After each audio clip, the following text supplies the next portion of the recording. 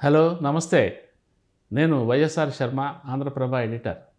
యావత్ భారతదేశాన్ని, దాని గమనాన్ని మార్చగల ఒక సంచలనాత్మక విషయం మనం ఇప్పుడు మాట్లాడుకోబోతున్నాం.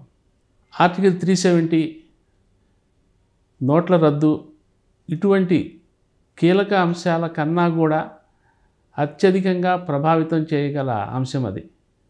అదే వన్ నేషన్ వన్ ఎలక్షన్. దాన్నే జమిలీ ఎన్నికలని కూడా అంటున్నాం. అంటే యావత్ దేశం ఒకేసారి ఎన్నికలు జరపాలన్నది ఉద్దేశం.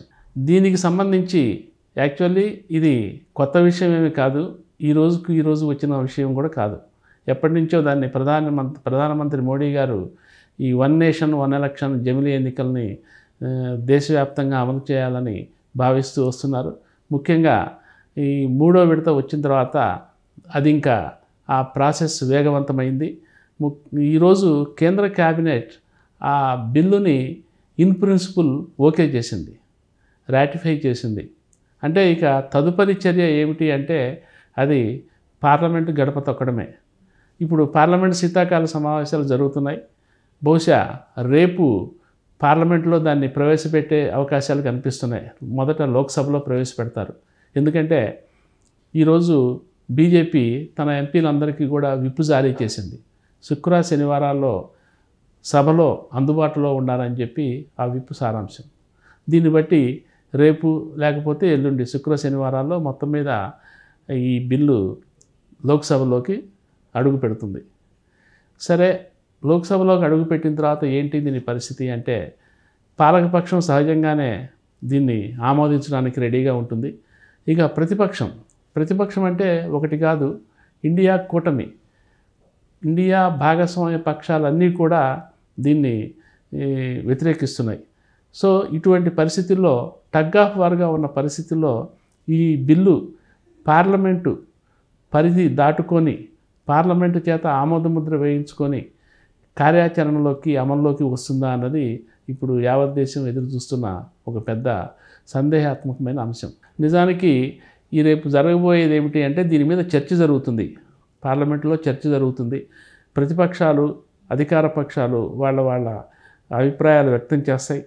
ఏకాభిప్రాయం రాకపోతే దాని మీద parliamentary committee, joint parliamentary committee వేసే అవకాశం ఉంటుంది. జేపీసీ వేస్తే ఆ జేపీసీకి చైర్మన్గా మళ్ళీ పాలకపక్షం పార్లమెంట్ సభ్యుడే ఉంటారు.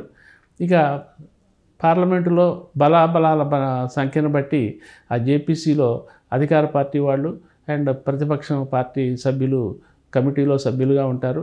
అది ఆ జేపీసీ కూర్చొని దాని మీద చర్చలు జరిపి అదొక రిపోర్ట్ ఇస్తుంది. ఆ రిపోర్టు సారాంశాన్ని బట్టి పార్లమెంటు తదుపరి నిర్ణయం తీసుకుంటుంది. ఇది ఒక అంశం. ఇక రెండో అంశం ఏంటంటే అసలు ఈ జమిలీ ఎన్నికలు ఎందుకు అనేది. ప్రధానమంత్రి మోడీ గారి దగ్గర నుంచి పాలకపక్షమైన బీజేపీ పార్టీ పరంగా చెప్తున్నది ఏంటంటే దేశవ్యాప్తంగా ఎప్పుడు ఏడాది పొడుగునా ఎక్కడో ఒక చోట ఏదో ఒక మూల ఏదో ఒక ఎన్నికలు, అటు అసెంబ్లీ ఎన్నికలు అనండి, ఉప ఎన్నికలు అనండి, రాష్ట్రాలకు ఎన్నికల అసెంబ్లీ ఎన్నికలు అనండి, లేకపోతే స్థానిక సంస్థల ఎన్నికలు అనండి, ఏవో ఒకటి జరుగుతూనే ఉంటాయి. దీనివల్ల ఏంటంటే ఎన్నికల కోడ్ అమలవుతూ ఉంటుంది. ఆ ఎన్నికల కోడ్ అమలయ్యే కాలంలో అభివృద్ధి కార్యక్రమాలు, సంక్షేమ కార్యక్రమాలు బ్లాక్ అయిపోతూ ఉంటాయి, నిలిచిపోతూ ఉంటాయి. ఇది దేశ ప్రగతికి, అభివృద్ధికి విఘాతంగా పరిణమిస్తున్నది. కాబట్టి దేశవ్యాప్తంగా ఈ ఎన్నికల ప్రక్రియను కనుక ఒకేసారి ఒకే విడతలో పూర్తి చేస్తే అది ఆ ప్రక్రియ దాదాపు 3 నెలలు పడుతుందా, 4 నెలలు పడుతుందా, 5 నెలలు, పోయి 6 నెలలు మ్యాక్సిమం వేసుకున్నా మిగతా 400 సంవత్సరాలు అభివృద్ధి సంక్షేమం మీదనే దేశవ్యాప్తంగా కేంద్ర ప్రభుత్వం నుంచి రాష్ట్ర ప్రభుత్వాలు, స్థానిక ప్రభుత్వాలు కూడా దృష్టి సారించవచ్చు అనేది కేంద్ర ప్రభుత్వం చెప్తున్న ఒక నిర్వచనం. ఓకే, ఇది లాజికల్గా చాలా ఆదర్శనీయంగా కూడా ఉంది. మరి లోక్సభకి, అసెంబ్లీలకి ఒకేసారి ఎన్నికలు జరుపుతారు. ఎన్నికలు జరిపిన తర్వాత వితిన్ 100 days అంటే 100 రోజుల లోక్సభ, అసెంబ్లీ ఎన్నికలు జరిగిన 100 రోజుల్లో అంటే దాదాపు కొంచెం అటు ఇటుగా 3 నెలలలో స్థానిక సంస్థల ఎన్నికలు కూడా జరిపేయాలని.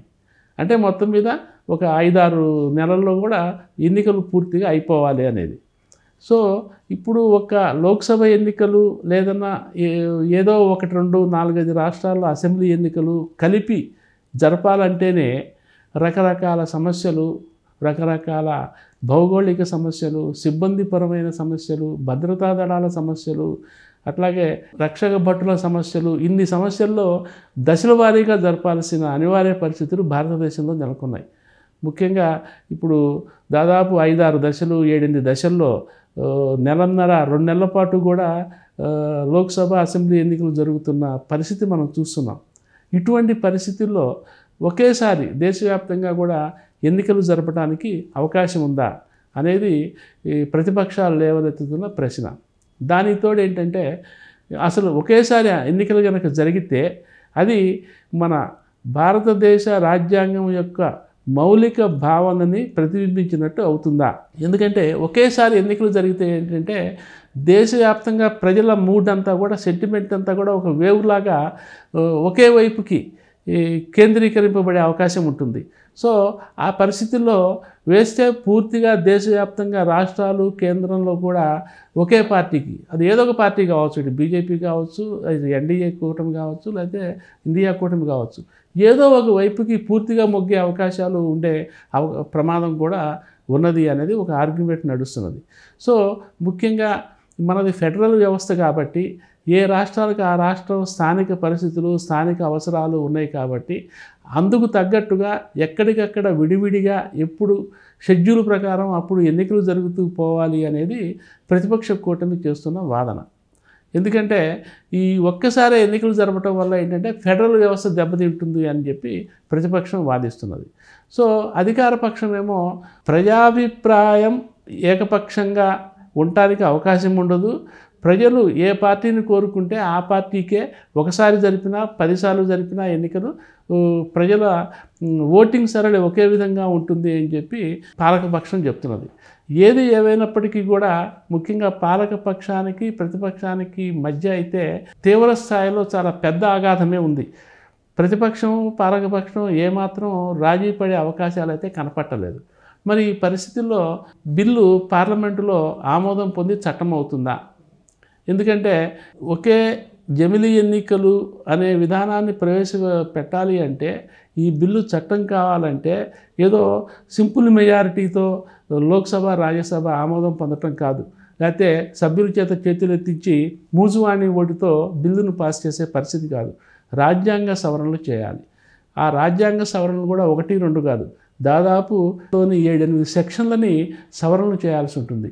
అందులో ఒకటి ప్రజాప్రాతినిధ్య చట్టం చేయాలి, ఇంకానేమో లోక్సభ ఎన్నికలకు సంబంధించి లోక్సభ కాలపరిమితి మార్చే సెక్షన్లు చేయాలి, అట్లాగే రాష్ట్రాల అసెంబ్లీల కాలపరిమితికి సంబంధించిన సెక్షన్లని సవరించాలి, అట్లాగే లోక్సభ రద్దుకు సంబంధించి రాష్ట్రపతికి ఉండే అధికారాల్లో సవరణలు చేయాల్సి ఉంటుంది, అట్లాగే రాష్ట్ర అసెంబ్లీల రద్దుకు సంబంధించి గవర్నర్లకు ఉండే అధికారాల్లో సవరణలు చేయాల్సి ఉంటుంది.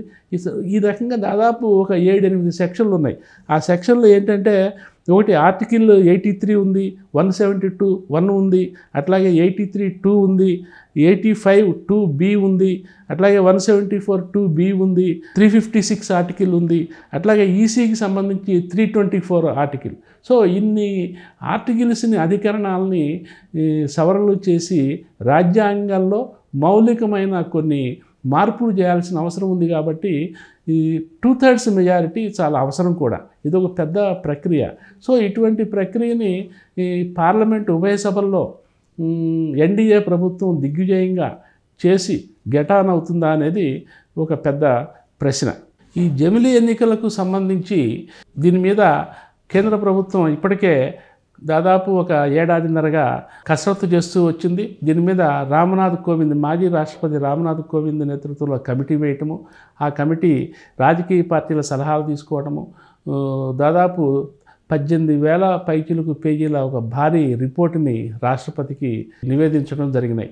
అందులో దాదాపు మొత్తం ఒక 47, 48 రాజకీయ పార్టీలను కలిస్తే అందులో ఒక 32, 35 అరౌండ్ ఓకే చెప్పిన ఇన్ ప్రిన్సిపల్ ఓకే అన్నాయి. కానీ అందులో మళ్ళీ కొన్ని అభ్యంతరాలు వ్యక్తం చేసిన ఉన్నాయి. దాదాపు 15 రాజకీయ పార్టీలు అయితే including Congress and opposition parties అసలు ససేమిరా వీటిని ఒప్పుకునే ప్రసక్తే లేదు అని చెప్పి తీవ్రంగా ప్రతిఘటిస్తామని చెప్పి అవి చాలా స్పష్టంగా చెప్పినాయి. ఈ నేపథ్యంలో ఈ ప్రధానమంత్రి మోడీ గారు ఈ జమిలీ ఎన్నికలకు సంబంధించి పార్లమెంటులో చట్టసభల్లో ఎటువంటి వ్యూహాన్ని అమలు చేస్తారు, ఏ రకంగా దీన్ని గట్టెక్కించగలుగుతారు అనేది అందరూ ఎదురు చూస్తున్నదే. ఇప్పుడు పార్లమెంట్లో ఈ ఎన్డీఏ కూటమి అండ్ ఇండియా కూటమి ఈ రెండు ప్రధాన భాగస్వామ్య పక్షాలకు సంబంధించి బలాబలాలు కనుక మనం చూస్తే రెండూ కూడా ఏమాత్రం సరిపోయేవిగా కనిపించడం లేదు. ఎందుకంటే ఇప్పుడు లోక్సభలో వచ్చేసరికి మొత్తం 541 సీట్లు ఉంటే ఈ మెజారిటీ 3/3 మెజారిటీ రావాలంటే 361 మెజారిటీ రావాలి. 361 మెజారిటీకి మరి ఎన్డీఏకి ఎన్ని ఉన్నాయి అంటే 293 ఉన్నాయి. అంటే 361 స్థానాలు అవసరమైతే 361 మంది సభ్యుల బలం అవసరమైతే ఎన్డీఏకి 293 మందే ఉన్నారు. అట్లాగే ఇండియా కూటమికి 237 మందే ఉన్నారు. సో ఈ పరిస్థితుల్లో ఇది లోక్సభ వ్యవహారం అయితే ఇక రాజ్యసభకు వచ్చేసరికి అవుట్ ఆఫ్ 233 అంటే మొత్తం 233 మెంబర్స్ ఉంటే అక్కడ మెజారిటీ 156 అవసరం. మరి 156 అవసరమైన పరిస్థితుల్లో ఎన్డీఏకి ఎంత ఉన్నాయి? 121 ఉన్నాయి. ఇక ఇండియా కూటమికి 87 ఉన్నాయి. సో ఈ రెండు పక్షాలు కూడా ఒక రకంగా బలానికి ఏమాత్రం అవసరమైన బలానికి ఏమాత్రం దగ్గరలో లేనట్టు లెక్క. ఈ పరిస్థితుల్లో మరి రాజకీయంగా ఎటువంటి వ్యూహాలు అమలు చేస్తారు, ప్రతిపక్షాలని మోడీ ప్రభుత్వం ఏ రకంగా కన్విన్స్ చేస్తుంది అనేది నిజానికి మోడీ గారికి ఒక పెద్ద అగ్ని పరీక్షే. ఇప్పుడు రామ్నాథ్ కోవింద్ గారు ఇచ్చిన రిపోర్ట్లో చాలా కీలకమైన సలహాలు చేశారు. అంటే ఇప్పుడు మనకు వస్తున్న రకరకాల సందేహాలకి ఆయన ఆ నివేదికలో సమాధానాలు చెప్పారు. సపోజ్ ఏంటంటే ఇప్పుడు లోక్సభ అసెంబ్లీ అన్ని రాష్ట్రాల అసెంబ్లీ ఎన్నికలకి అసెంబ్లీలకి ఒకేసారి ఎన్నికలు జరపాలంటే మరి ఇప్పుడు నడుస్తున్న అసెంబ్లీలు ఏమవుతాయని న్యాచురల్గా వాటిని రద్దు చేయాల్సి ఉంటుంది.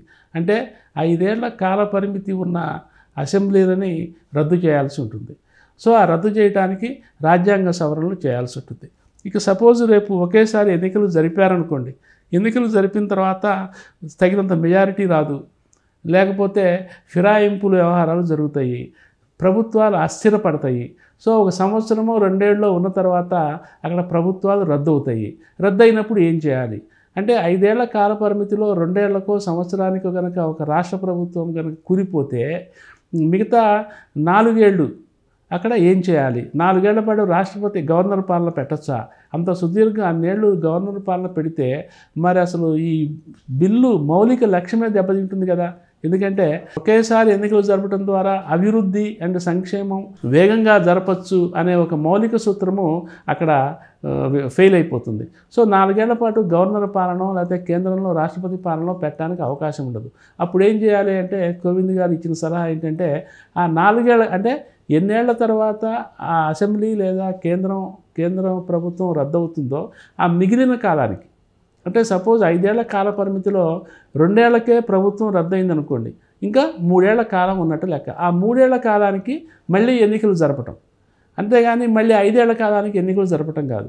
3 ఏళ్ల కాలానికి ఎన్నికలు జరిపితే మళ్ళీ నెక్స్ట్ టైం వచ్చేసరికి మళ్ళీ నేషనల్ మెయిన్ స్ట్రీమ్లో కలిసిపోతుంది ఆ స్టేట్ కూడా. సో ఇటువంటి కొన్ని పరిష్కారాలు చూపించారు ఆయన.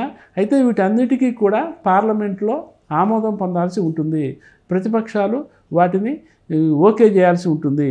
ఇటువంటి సవరణలకి మార్పులకి ప్రతిపక్షాలు ఓకే అంటాయా అంటే మనం నిర్ద్వందంగా సందేహమని చెప్పుకోవాలి. ఎందుకంటే ప్రతి రాష్ట్రంలోనూ ప్రాంతీయ పార్టీలు ఉన్నాయి, ఆ ప్రాంతీయ పార్టీలకి స్థానిక అవసరాలు ఉంటాయి. సో వాటి అవసరాలకు తగ్గట్టు అవి రాజకీయ వ్యూహాలతో నడుస్తాయి తప్ప ఇది దేశవ్యాప్తంగా ఒకే పాలసీ అంటే కూడా ఒప్పుకునే పరిస్థితి లేదు. నిజానికి ఒకసారి మనం వెనక్కి వెళితే ఈ జమిలీ ఎన్నికలు అనేవి దేశానికి కొత్త కాదు. ఇప్పుడు రాజకీయాలు బాగా క్లిష్టతరమైపోయి రాజకీయ పార్టీలు సంఖ్య పెరిగిపోయి ఈ అంశం మీద చాలా సంక్లిష్టమైన భిన్నాభిప్రాయాలు వ్యక్తమవుతున్నాయి. కానీ దేశానికి స్వాతంత్రం వచ్చిన కొత్తల్లో దాదాపు 15 ఏళ్ల పాటు అంటే 1951 నుంచి 1967 దాకా దాదాపు 15 ఏళ్ళు ఒక దశాబ్దంన్నర పాటు దేశవ్యాప్తంగా అన్ని అసెంబ్లీలకి కేంద్రంలోనూ ఒకేసారి ఎన్నికలు జరిగినాయి. సో అంటే అప్పుడు ఉన్న కాలమాన పరిస్థితులు వేరు, అప్పుడున్న జనాభా సంఖ్య వేరు, అప్పుడున్న ఓటర్ల సంఖ్య వేరు, అప్పుడున్న ఈ మౌలిక సదుపాయాలు వ్యవహారాలు ఇవన్నీ కూడా వేరుగా ఉండేవి. సో ఇప్పుడు ప్రజాస్వామ్యం చాలా గొప్పగా పరిఢవిల్లిన నేపథ్యంలో దేశవ్యాప్తంగా ఓటర్ల సంఖ్య కోట్లలో ఉన్నారు. అట్లాగే పోలింగ్ బూతుల దగ్గర నుంచి అన్నీ బాగా పెరిగిపోయినాయి, లక్షల్లో పెరిగిపోయినాయి. ఈ నేపథ్యంలో ఏంటంటే భారతదేశంలో ఎన్నికలు జరపటం అనేది ఒక అతిపెద్ద ప్రజాస్వామిక ప్రక్రియలాగా పరిణమించింది. ఈ నేపథ్యంలో ఏంటంటే అప్పటికంటే కూడా ఇప్పుడు ఖర్చు ఎక్కువ, అట్లాగే అందులో ఆ ఎన్నికల ప్రక్రియలో భాగస్వాములు కావాల్సిన సిబ్బంది దగ్గర నుంచి దేశ ప్రజల సంఖ్య దగ్గర నుంచి చాలా భారీ సంఖ్యలో ఉండటం వల్ల ఇప్పుడు ఈ పరిస్థితుల్లో ఏకకాలంలో ఎన్నికలు జరపటం సాధ్యమా అనేది ప్రతిపక్షాలు లేవనెత్తుతున్న ఒక మౌలిక ప్రశ్న.